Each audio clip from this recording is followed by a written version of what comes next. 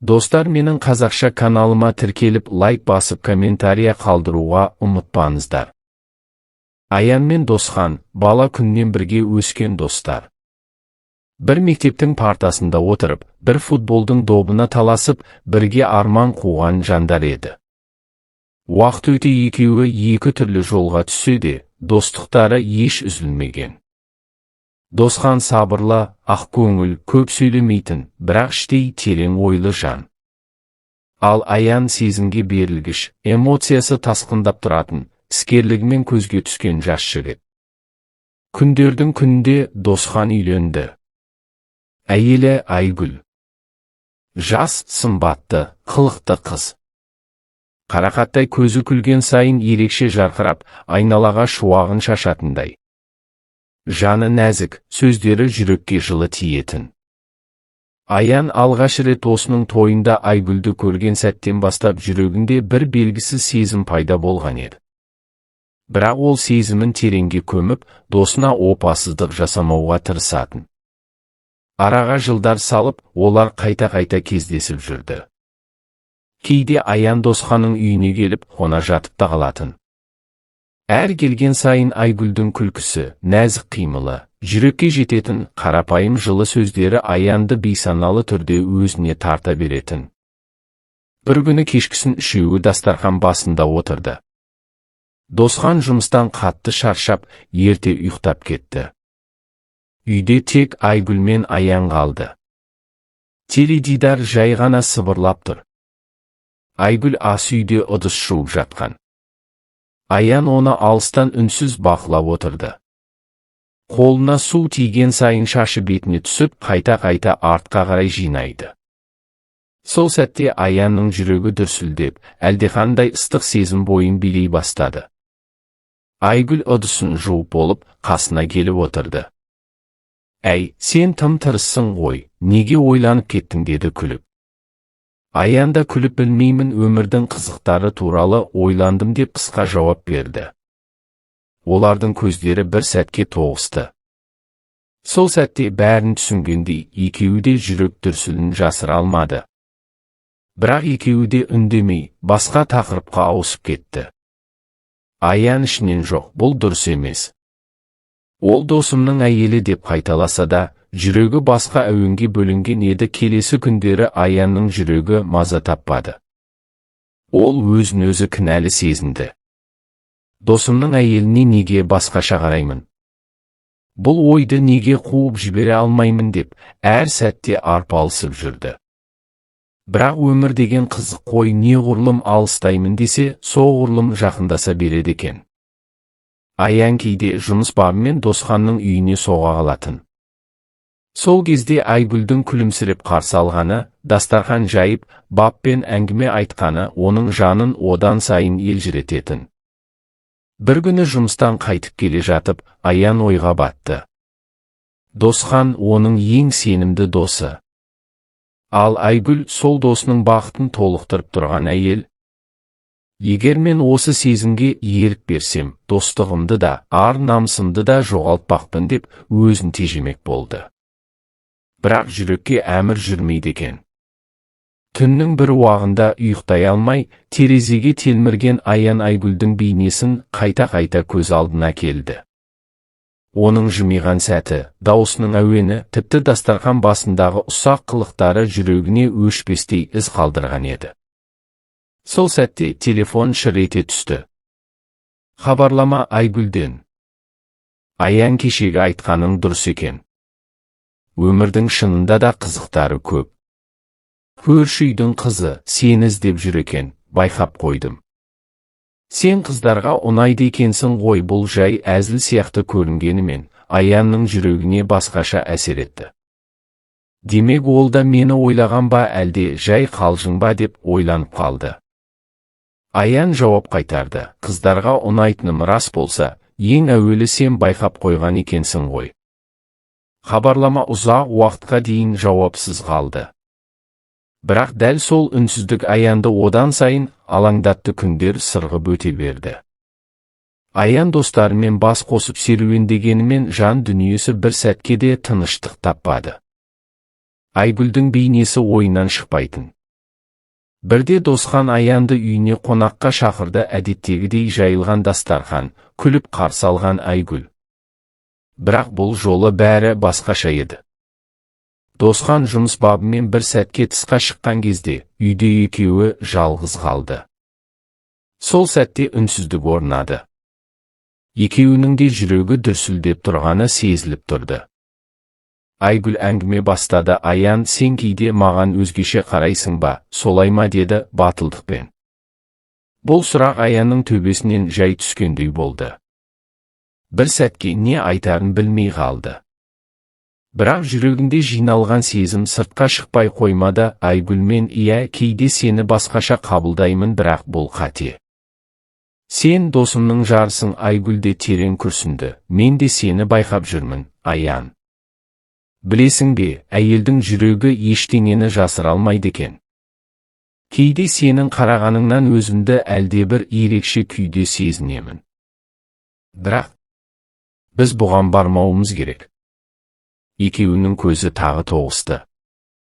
Қарапайым сөздер жеткізе алмайтын бір құдіретті сезім сол сәтте араларын жалғады. Айгүл орнынан тұрып, дастарханды жинай бастады. Бірақ қолы дірілдеп, табақ қолынан сусып түсе жаздады. Сол кезде Аян жүгіріп барып, оның қолын ұстап алды. Осы сәтте уақыт тоқтап қалғандай еді. Екеуі үнсіз, бірақ жүрекпен сөйлесіп тұрғандай болды. Айгүл қолын ақырын тартып алды да, сыбырлап, Аян, бұлай жалғаса берсе, бір күні біз қателік жасаймыз, деді де, асығыс бөлмеден шығып кетті. Аян болса, орнында қатып қалған күйі қалды. Жүрегінде алапат дауыл, ақылында тынымсыз арпалыс. Айгүлдің сыбырлап айтқан сөздері Аянның құлағынан кетпеді. Бұлай жалғаса берсе, бір күні біз қателік жасаймыз дегені екеуінің де жүрегінде жасырын сезім бар екенін дәлелдегендей еді. Сол түннен кейін Аян ұйықтай алмады. Әр ойы Айгүлге тіреліп тұрды. Ал таңертең бәрін ұмытып, досына адал болып жүре берейін десе, жүрегі қарсы шықты. Күндер өтіп жатты. Бірақ тағдыр оларды қайта жолықтырып қоя берді. Бір күні Досхан жұмыстан шықпай, кешке дейін кеңседе қалды. Ал Аян досының үйіне кіріп шықпақ болды. Есікті Айгүл ашты. Ой, Аян, кіре ғой, Досхан жұмысында шаршап жүрсің ғой, шай ішіп кет, деді. Ас бөлмеде екеуі қатар отырып шай ішті. Әңгімелері әуелі жайбарақат басталғанымен, кейін бір түрлі нәзік әуенге түсті. Айгүл Аянға қарап, сен кейде маған күш беретін дейсің. Кейде өзімді жалғыз сезінемін, деді көзін төмен салып. Аян жүрегін тежей алмай, Айгүл, сен ешқашан жалғыз емесің. Сенің қасыңда Досхан бар. Бірақ сенің жүрегіңде орын болса, менде бармын, деп қалды. Бұл сөзді екеуі де күтпеген еді. Аян айтқан соң үнсіздік орнады. Айгүлдің көздері жасқа толып, бірақ ол жымиып, Аян, сен менің жан дүниемді түсінетін жалғыз жансың. Бірақ біз сақ болуымыз керек, деді. Осы сәтте екеуінің қолдары үстел үстінде кездейсоқ түйісіп қалды. Ешқайсысы тартпады. Сол сәтте жүректерінің дүрсілі сыртқа шығып тұрғандай еді. Екеуі орнынан тұрып, басқа тақырыпқа бұрмақ болды. Бірақ бұл бір сәттік жақындық олардың арасындағы шекараны әлдеқашан жойып жіберген еді. Аян енді досының үйіне барған сайын өз-өзін қатаң бақылауға тырысатын. Бірақ көздері Айгүлді іздей береді. Ал Айгүл болса кейде әдейі, кейде бейсаналы түрде оған ерекше назар аударатын. Күндердің күнде Досхан іс-сапарға кететін болды. Ол досы Аянға, Айгүлді жалғыз қалдырғым келмейді. Уақытым болса, анда-санда соғып тұр. Қалаға шеттен келген туыстар болса, қарсы алуға көмектеседі. Бұл ұсыныс Аянды әрі қуантты, әрі қорқытты. Қуантқаны Айгүлмен жиі жолығады.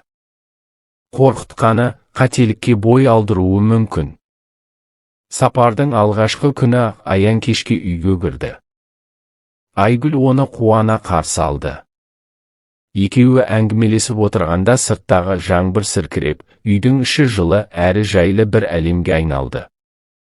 Айгүл шай құйып отырып, Аян, сен ешқашан мені жатсындырмайсың, кейде сенімен сөйлескенде жаным тынышталады. Бәлкім, сен мен үшін жай ғана күйеуімнің досы емессің, деді. Аян оның сөзін бөліп, Айгүл, айтпа, әйтпесе мен өзімді ұстай алмаймын, деді сыбырлап. Осы сәтте екеуінің арасы тым жақындап кетті. Үнсіздік. Тек жүрек дүрсілі мен сырттағы жаңбырдың тықылы ғана естіліп тұрды. Айгүл көзін төмен салып, Аян, бізді тағдыр бір-бірімізге кездестірмесе де жүректерімізді алшақтата алмапты, деді. Аян оның қолын ұстап, сен мен үшін тыйым салынған жансың, бірақ жүрегіме әмір жүрмейді, деді. Осылайша олардың құпиясы басталды, бір-бірін сөзсіз түсінетін, бірақ ешкімге айта алмайтын құпия сезім. Сол түні екеуі ұзақ әңгімелесті. Қол ұстасып қана отырды. Бірақ сол сәт екеуінің өмірін мүлде басқа арнаға бұрған еді. Досхан іссапарда жүрген күндердің бірінде Аян кешкісін тағы да үйге кірді. Күн батқан, көше шамдары жанып, үйдің іші жылы жарыққа толған. Айгүл ақ көйлекпен ас үйде жүр екен. Қарапайым киімі де оның сымбатын жасырмай, керісінше нәзіктігін айқындап тұрды. Келдің бе, Аян, деді ол күліп. Иә. Сен жалғысың ба, деп уайымдап келдім. Олар дастархан басында отырып шай ішті. Әңгімелері баяу басталып, бірте-бірте сырласуға ұласты. Айгүл кейде қолын бетіне қойып күрсініп қалатын. Аян соны байқап, не болды, Айгүл, деді. Айгүл біраз үнсіз отырып, білесің бе, әйел үшін ең қиыны өзін түсінбейтін күйеумен өмір сүру. Досхан мені жақсы көреді, бірақ кейде жан дүниемді мүлде сезбейді. Ал сен бір қарағаныңмен ақ менің ойымды оқитындайсың. Бұл сөз Аянның жүрегіне оқтай қадалды. Ол қолын созып, Айгүлдің саусақтарын ұстады. Айгүл, сен менің ең қымбатымсың, мен қанша қашсам да, жүрегім саған тартады. Айгүлдің көзінен жас ыршып шықты. Ол басын изеді де, сыбырлап, Аян, біз қателік жасамауымыз керек еді. Бірақ менің жүрегім әлдеқашан сенікі болып кеткен секілді. Осы сәтте олардың арасындағы бар шекара жойылды. Екеуі құшақтасып, үнсіздік ішінде бір-бірінің ыстығын сезінді. Бұл олардың алғашқы қателігі еді. Бірақ сол қателік екеуінің де тағдырын өзгертті. Түн ұзаққа созылды. Олар ешкімге айтылмайтын, құпия сезімнің тұтқынына айналды. Таң атқанша сыр шертісті, бір-бірінен алыстамады. Аян ішінен бұл тыйым салынған махаббат. Бірақ мен оны тоқтата алмаймын деп ойлады. Келесі күндері Аян да Айгүл де өздерін ұялы сезінді. Бірақ бір-бірін көрген сайын көздерінен бәрі белгілі еді. Досхан телефон шалып, қалың қалай?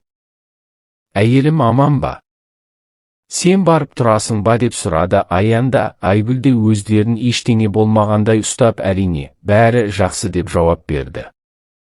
Алайда жүректеріндегі құпия әр сәтте арта түсті. Тіпті олар телефон арқылы да бір-біріне жасырын хабарламалар жібере бастады. Әр хабарлама жүрек дүрсілі, әр сөз шындықтың кілті сияқты еді. Бір күні Айгүл Аянға жазды, сені ойламай бір күнім өтпейді. Бірақ бұл қауіпті. Бізді біреу байқап қойса не істейміз? Аян жауап берді, қорықпа. Ешкім білмейді. Бірақ мен сені жасырын сүйгім келмейді. Құдай куә, менің жүрегімде сен ғана барсың. Айгүл ұзақ жауап бермеді. Тек түннің ортасында, мен де сені сүйемін, Аян. Бірақ біз сақ болайық, деп жазды. Сол кезден бастап олардың құпия кездесулері жиілей түсті. Әр кездескен сайын сезімдері күшейіп, ал ар-ұжданның салмағы ауырлай берді. Айгүл кейде жылап қоятын, егер бір күні Досхан біліп қойса не істейміз? Аян оның көз жасын сүртіп, мен сені ешқашан жалғыз қалдырмаймын. Тек жүрегіңді тыңда дейтін. Бірақ жүректі тыңдау оңай емес еді. Бір жағында адал дос, екінші жағында алапат сезім, олардың махаббаты енді шегінер жолы жоқ. Қауіпті құпияға айналған еді. Досханның іссапардан оралатын күні жақындаған сайын Аян мен Айгүлдің жүректері мазасызданып жүрді. Бірге өткізген құпия түндері ұмытылмай, керісінше қайта-қайта еске оралып, бірін-бірі аңсататын. Бірақ енді бәрін жасыру қиындай түсті. Досхан келген күні бәрі әдеттегідей болды. Айгүл күйеуін күліп қарсы алды, ал Аян да достығына адал кейіп танытты. Бірақ ішкі жан дүниесінде екеуі де ауыр қиналды. Кешкі дастархан басында Досхан екеуіне қарады да, екеуің сондай тату боп кеттіңдер ғой. Аян, сен менің үйімнің бір мүшесіндейсің деді. Бұл сөз Айгүлдің жүрегін шым еткізді, ал Аян өзін іштей кінәлі сезінді. Ол маған сенеді, ал мен оның артынан деген ой мазасын алды. Сол түні Аян үйіне келген соң, ішкі даусымен арпалысты, осыны тоқтатуым керек. Бұл дұрыс емес. Егер Досхан бәрін білсе, менің де, Айгүлдің де өмірі күл талқан болады. Бірақ келесі күні Айгүлдің хабарламасы келді. Кеше сенсіз өзімді жалғыз сезіндім. Сені көргім келеді. Аян телефонын ұзақ қолында ұстап отырды. Ақыры қысқа ғана жауап жазды. Мен де осы екі сөз бәрін қайта жалғап жіберді. Айгүл мен Аянның арасындағы сезім енді ар-ұжданмен күресте еді. Әрбір кездесуде олар бақыт пен қорқынышты қатар сезінді. Айгүл кейде Аян, мені сүйесің бе, әлде бұл өткінші сезім бе деп сұрайтын. Аян еш ойланбастан, менің жүрегімде сен ғана барсың. Өмірімнің қалғанында сенімен өткізгім келеді дейтін. Ал Айгүл көз жасын тия алмай, ал Досхан ше, ол бізге сенеді ғой дейтін. Сезім мен ардың айқасы екеуінің жанын тоздырды. Бірақ жүрек әмірін тоқтататын күш жоқ еді. Құпия махаббат қанша жасырын болса да, уақыт өте келе із қалдырады екен. Бір күні Досхан жұмыстан ертерек келді. Үйдің алдында тұрған Аянды көрді. Әй, сен бүгінде келдің бе? Бізге жиі қонақ боп кеттің ғой деп әзілдегендей күлді. Аян да күлген сыңай танытты. Бірақ Досханның даусының түбінде бір салқындық бар еді. Кешкі ас үстінде Досхан Айгүлге көз тастап, сен соңғы кезде жиі шаршайсың ғой. Әлде бірдеңе уайымдап жүрсің бе деп сұрады. Айгүл сасып қалды да бірден жауап берді, жоқ, бәрі жақсы. Жай, үй шаруасы көп болған соң шығар. Досхан үнсіз қалды. Бірақ оның көзі байқампаз еді. Әйелінің қимылынан, Аянның көзқарасынан әлденені аңғарғандай болды. Сол түні Айгүл мен Аян бір-біріне жазысқан жоқ. Екеуі де жүректерінде қорқыныш сезді. Аян іштей ойлады, мүмкін Досхан бірдеңені сезіп қойған шығар. Бізді жасырын бақыт ұстамайды.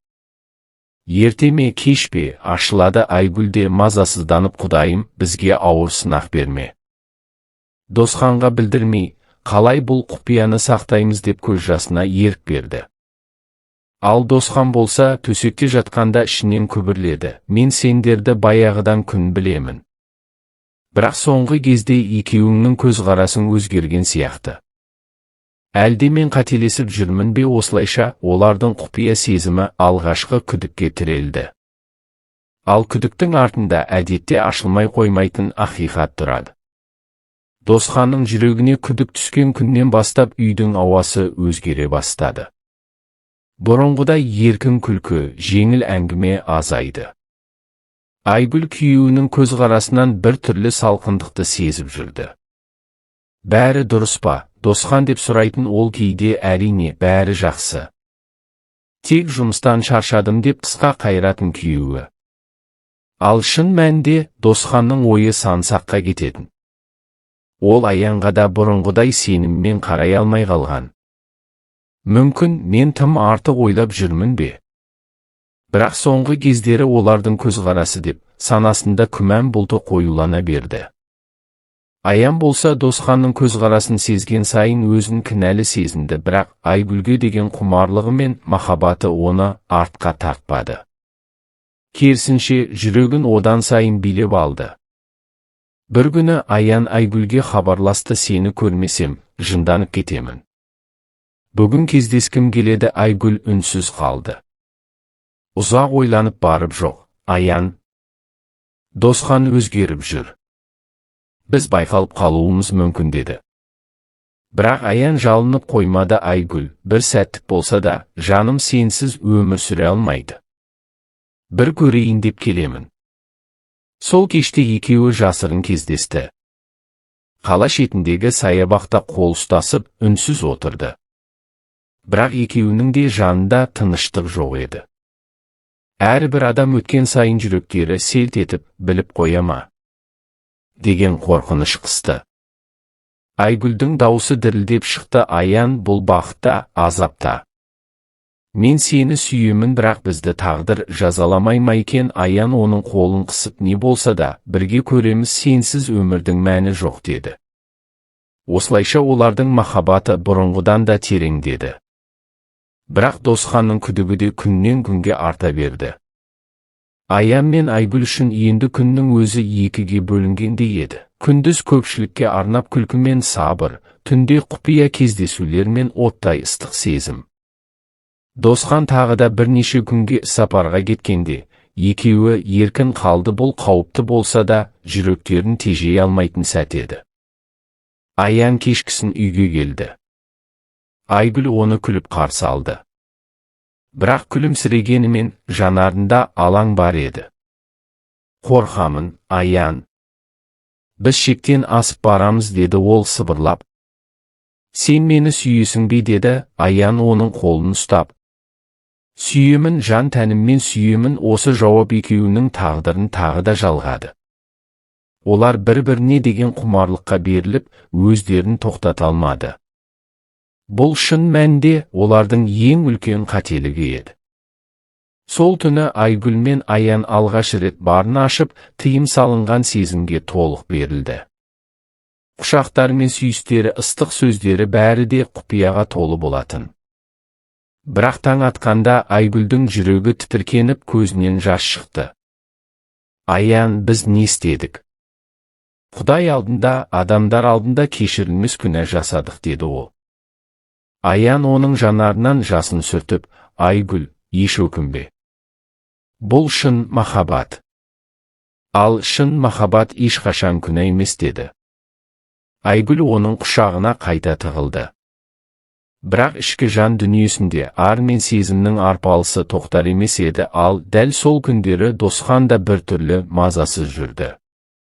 Ол ештеңені білмесе де, жүрек сезімі бірдеңені күдіктіргендей еді. Айгүл мен Аян арасындағы құпия енді олардың өмірінің ажырамас бөлігіне айналды. Олар бір-бірінсіз күн өткізе алмайтын болды. Бірақ әр сәтте қорқыныш, әр кездесуде ардың азабы қатар жүрді. Bir күні Досхан жұмыстан үйге ерте келді. Айгүлдің қолындағы телефонды көріп, кіммен сөйлесіп отырсың деп сұрады. Әпкем ғой деді Айгүл асығыс. Досхан оған сенгендей болды, бірақ жүрегінде бір күдік ұялағанын өзі де жасырмады. Әйелінің бетіне ұзақ қарап, күлімсіріп қойды да сыртқа шығып кетті. Сол кеште Айгүл Аянға хабарласты: бүгін сені ойлап отырғанда Досхан байқап қалды. Мен қорқамын. Аян, қорықпа, ештеңе болмайды. Бізді ешкім ұстай алмайды деді Аян сенімді үнмен. Екеуі тағы да жасырын кездесті. Бұл жолы қаланың сыртындағы тыныш саябақта күздің сары жапырақтары жерге түсіп, аяқ астында сыбдырлап жатты. Айгүл Аянның құшағында тұрып: мен осының бәрінен қорқамын. Бірақ сенен бас тарта алмаймын. Сенсіз өмір сүре алмаймын деді. Аян оның бетінен сипап: Айгүл, бізді тағдыр осылай сынап жатыр. Бірақ бұл сезімнің күші бәрін жеңеді деді. Сол сәтте екеуі бір-бірін құшақтап, көздерінен жас шықты. Бұл жас бақыттың да, қорқыныштың да жасы еді. Досхан күннен күнге өзгере бастады. Ол Айгүлдің қимылынан, кейде жалт берген көзқарасынан әлденені сезетіндей еді. Бірақ дәлел жоқ. Ол бір күні Аянға: «Әй, досым, сен соңғы кезде бізге жиі келіп жүрсің ғой. Айгүл екеуің де жақсы сөйлесіп кеткенсіңдер. Қуанамын. Бірақ сен менің жанұямның бір мүшесіндейсің. Бір өтінішім бар, әйеліме қамқор бола бер, бірақ шектен аспа» деді. Бұл сөз Аянның жүрегіне найзадай қадалды. Ол қапелімде не дерін білмей, күлген кейіп танытты. «Ойбай-ау, не айтып тұрсың, сен менің ең жақын досымсың ғой», деп әңгімеден қашты. Бірақ Досханның көзіне сенімсіздік ұялаған еді. Сол түні Айгүл ұйықтай алмады. Досханның көзқарасы оған бәрін айтып қойғандай көрінді. Ол бізді сезіп қойды ма? Әлде менің жүрегімнің сыры көзімнен байқалып тұрма деп дөңбекшіп шықты. Ал Аян болса ішкі жан дүниесінде арпалысты: бір жағында балалықтан бірге өскен адал дос, екінші жағында жүрегін жаулап алған әйел. Бұл жолдың соңы қайда апарат деп өзі де жауап таба алмады. Келесі күні Досхан тағы да жұмыстан ертерек қайтып келді. Есіктің алдында тұрған Айгүлдің қолындағы телефонды тағы да көрді. Әйелінің жүзі қызарып кеткенін байқап, тағы да «Әпкең бе?» деді күліп. Бірақ күлкінің артында салқын күдік тұр еді. Айгүл бір сәтке не айтарын білмей қалды. Жүрегі атқақтап, көзіне жас үйірілді. Ол өзінің құпиясы енді ұзаққа бармайтынын іштей сезгендей еді. Досханның жүрегіндегі күдік күн сайын артып бара жатты. Әйелінің әр қимылы, телефонға қараған сәттегі ұялуы, Аянмен сөйлескенде көзіндегі ерекше жылылық, бәрі оған бір түрлі көрінді. Бір күні ол жұмыстан соң үйге келмей, біраз сыртта жүрді. Ішін жеген ой Айгүлді біреу барынша бақылап жүргендей. Ақыры шыдамы жетпей, досы Аянға хабарласты: «Ей, қайдасың, бүгін жолықпаймыз ба?» деді жайбарақат үнмен. Аян сасып қалды. Өйткені дәл сол кезде Айгүлмен кездесуге жиналып жатқан. «Жоқ, жұмыстамын. Біраз кеш бітеді» деді жалған жауаппен. Бірақ Досхан оның даусынан бір түрлі дірілді байқады. Іштей бұл неге өтірік айтты деп ойға қалды. Сол түні Досхан ештеңе білдіртпей, ұйқысы қашып, әйелінің қасына қарап жатты. Айгүлдің бейкүнә жүзінен сыр тапқысы келді. Бірақ ол жүзде тек тәтті ұйқы ғана бар еді. Ал Досханның жүрегін қара дауыл қарып бара жатты. Айгүл мен Аян болса құпия сезімнің шырмауында. Олардың әр кездесуі уақытпен жарысқандай. Әрбір минут қымбат, әрбір көзқарас жүрекке уқалағандай еді. Бір күні қала шетіндегі жалдамалы пәтерде жолықты. Қабырғаға ілінген сағат тық-тық етіп, уақытты санаған сайын олардың жүрегі дүрсілдеп, ардың дауысы басылғандай болды. Айгүл Аянның құшағында жатып: «Бұл жолымыздың соңы қайда апарады? Біз қайда бара жатырмыз?» деді. Аян оның шашынан сипап: «Маған бәрібір. Мен сенсіз өмір сүре алмаймын. Досхан, ол мен үшін қымбат. Бірақ сенсіз мен тірі өлік сияқтымын» деді. Айгүлдің көзінен жас шықты. Бірақ ол көз жасы өкініштен емес, сезімнің тиімсіздігінен туғандай еді. Екеуі сол сәтте өздерін тоқтата алмады. Осы құпия түн олардың тағдырын түбегейлі өзгертті. Екеуі бұрынғыдан да жақындасып, бір-біріне тәуелді болып қалды. Бірақ дәл сол сәтте екеуінің де есіне бір ой келді: бұл құпия мәңгілік сақтала ма? Әлде бір күні ашылып, бәрін құртады ма? Досхан күн сайын салқынданып бара жатты. Ол Айгүлге бұрынғыдай сеніммен қарамайтын. Әйелінің әр сөзі, әр ісі оған жасанды көрінетін. Бір күні жұмыстан ертерек шығып, досы Аянға бармақ болды. Жұмыстамын деген сөзінің қаншалықты шындық екенін тексергісі келді. Қала көшесін аралап жүріп, ол Аянның көлігін байқап қалды. Көлік тұрғын үй кешенінің жанында тұр екен. Досхан күдіктене басып сол жаққа қарай жүрді. Бірақ кіреберіс маңында біраз тұрды да, кіріп кетуге батылы жетпеді. Жоқ, мүмкін емес. Ол менің ең жақын досым ғой. Айгүл де ондай қадамға бармайды. Мен артық ойлап жүрмін деп өзін тоқтатты. Алайда жүрек түбіндегі бір дауыс жоқ, сенің күдігің бекер емес. Ақыры біліп тынуың керек деп сыбырлады. Сол түні ол ұйықтай алмады. Түн ортасында төсектен тұрған Айгүлдің телефонына көз салды. Бірақ Айгүл оны құшақтап ұйықтап жатты. Телефонды алуға қолы бармады. Жүрегі тағы да ар мен күдік арасында арпалысты.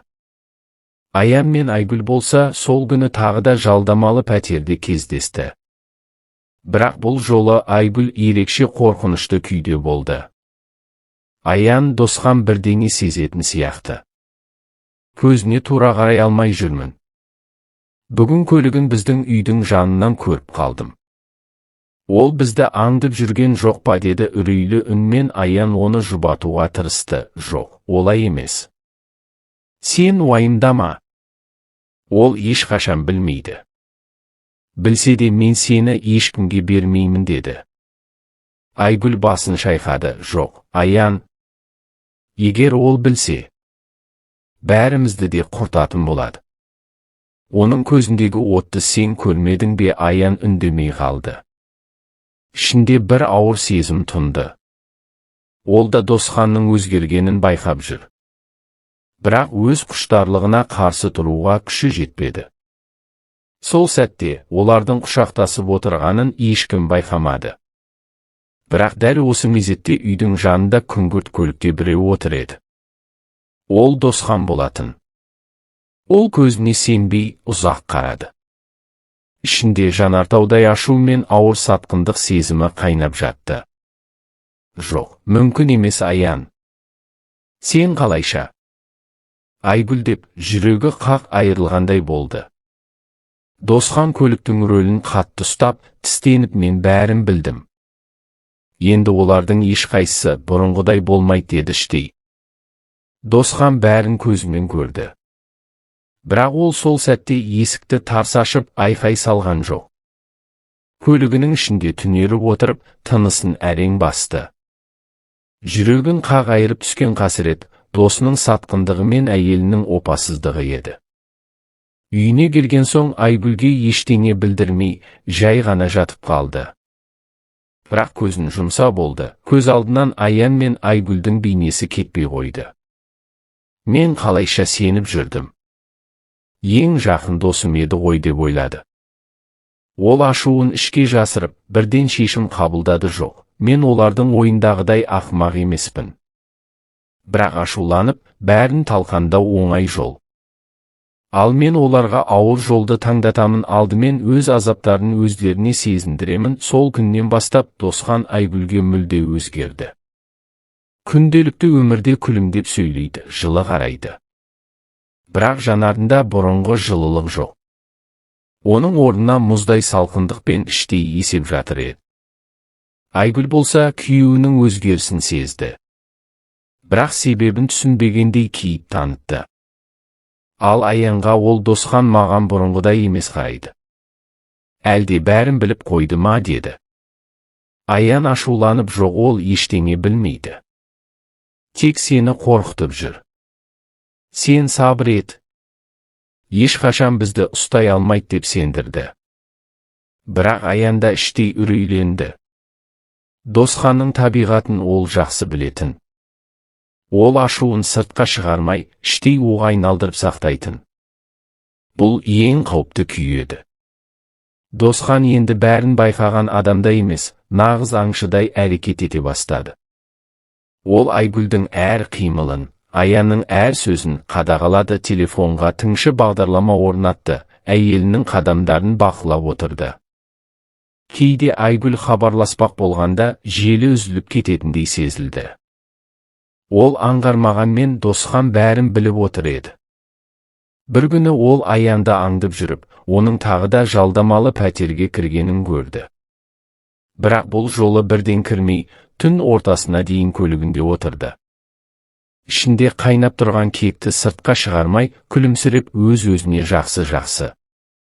Сендер ойлағандай мәңгі жасырынбайсыңдар. Мен сендерді өз қолдарыңмен күйретемін деді. Үйге келген соң ол Айгүлге ерекше жылы сөйлесті. Жаным, сен соңғы кезде шаршаңқырап жүрсің ғой. Ертең демалшы. Саған сыйлық жасаймын деді. Айгүл қуанып қалды. Бірақ іштей бір түрлі күдік те сезді. Күйеуінің даусынан салқындық, көзінен жұмбақ ойды байқап, өз жүрегі атқақтап кетті. Ал Досхан болса, сол түні еш ұйықтамады. Үстел үстінде отырып, ойша жоспар құрды. Олар маған сатқындық жасады. Бірақ менің кегім жай айқай емес. Мен оларды өздері сүйген сезімдерімен тұншықтырамын деді. Осылайша оның ішінде қауіпті кек жоспары жетіліп келе жатты. Досхан күнделікті өмірде Айгүлге ештеңе білдірмегендей болды. Таңертең күліп шығарып салады, кешке жылы қарсы алады. Бірақ ішіндегі от күннен күнге өршіп бара жатты. Айгүл кейде күйеуінің құшағына кіріп, мейірім іздегендей болады. Бірақ Досханның жүрегі қатты тасқа айналғанын сезеді. Жылулық жоқ. Баяғыда өзіне ғашық көзбен қарайтын жанардың орнын енді мұздай салқындық басқан. Ал Аян болса, Айгүлді жұбатудан шаршамады. Уайымдама. Біз бәрібір бірге боламыз. Досхан қанша жерден күдіктенсе де, бізді ұстай алмайды деп қайталай берді. Бірақ оның да жүрегі тыныш емес еді. Досханның өзгере бастағанын ол да сезіп жүрген. Әсіресе бір күні кездескенде, Досханның көзіне тура қарай алмай қалған.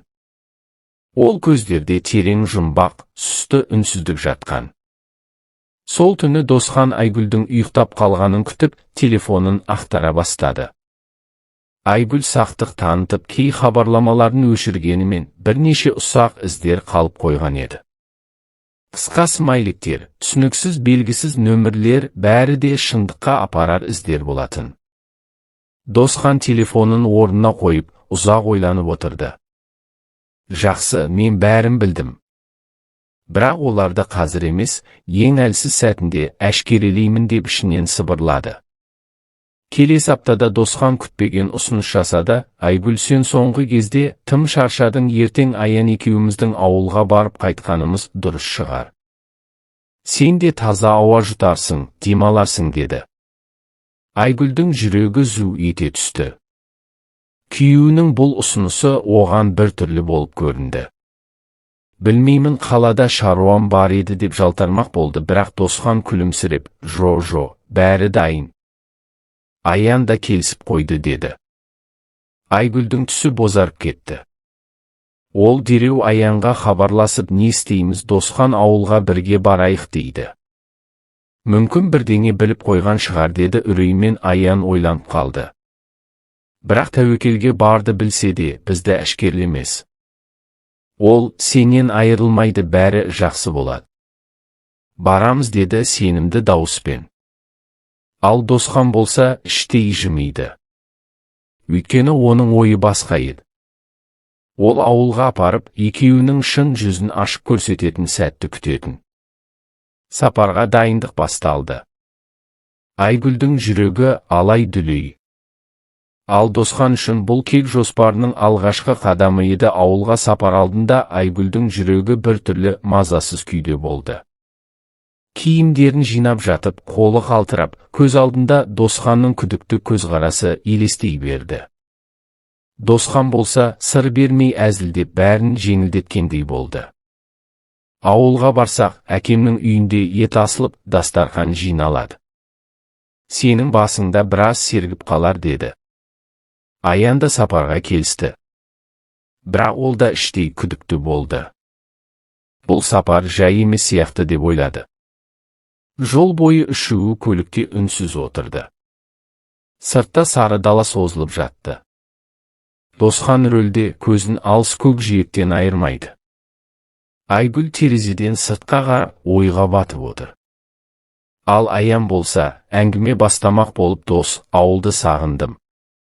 Қалада бәрі тас, мұнда бәрі жанды ғой деді. Досхан жымиып қойды. Бірақ жымисында шынайы жылылық жоқ еді. Ішіндегі жоспарға берік, ол сырын ашпады. Ауылға жеткенде оларды Досханның туыстары күтіп алды. Дастархан жайылып, ет асылды. Бірақ Досхан қонақтарды әдейі сыртқа шығарып, Айгүл мен Аянды бір үйде бірге қалдыратындай жағдай жасады. Мен ауылдағы ағайындарға барып келемін. Сендер үйде отыра беріңдер деп шығып кетті. Айгүл мен Аян жалғыз қалғанда екеуі де сасып қалды. Айгүл сыбырлап, бұл бекер емес Аян, ол бізді сынап жүр, қорқамын. Аян оның қолынан ұстап, қорықпа. Сабыр ет. Біз ештеңе білдіртпейміз деді. Бірақ олар сезбеді, сыртта тұрған терезеден Досханның өткір көзі бәрін бақылап тұр еді. Түн түсе ауыл үйлері тынышталып қалды. Ай астында күміс сәуле ойнап, дала бозғылт реңге енді. Досхан әдейі далада біраз жүріп, содан кейін кенет үйге қайтып келді. Үйге кіргенде Айгүл мен Аянның жүзіне жіті қарады. Әй, достар, неге тым-тырыс отырсыңдар? Бір қызық әңгімеде айтпайсыңдар ма деп күліп қойды. Айгүлдің өңі өзгеріп, қолы дірілдеді. Ал Аян өзін ұстап, қалыпты кейіп танытты. Әй, біз ауылдың түнін тыңдап отырмыз ғой деді. Досхан ештеңе демей қасына отырды. Бірақ көзі екеуінен айырылған жоқ. Оның қарасы ауыр сынақ секілді еді. Түн ортасында ол тағы да әдейі далаға шығып кетті. Айгүл мен Аян жалғыз қалғанда Айгүл көз жасын тия алмай, мен шыдай алмаймын. Ол бәрін сезіп жүр. Бізді ұстайды деді. Аян оның бетінен сүйіп, жоқ, ештеңе болмайды. Ол тек бізді қорқытып жүр деді. Дәл сол сәтте есік тарс етіп ашылды. Босағада Досхан тұрды. Оның көздері оттай жанып, жүзі тас мүсіндей қатты еді. Жоқ, мен қорқытпаймын. Мен бәрін біліп тұрмын деді ол ауыр үнмен. Айгүлдің дауысы шықпай қалды. Ал Аян орнынан атып тұрды, бірақ Досханның көзқарасы екеуінде тастай қып тұсап тастағандай болды. Үйдің іші тылсым тыныштыққа толды.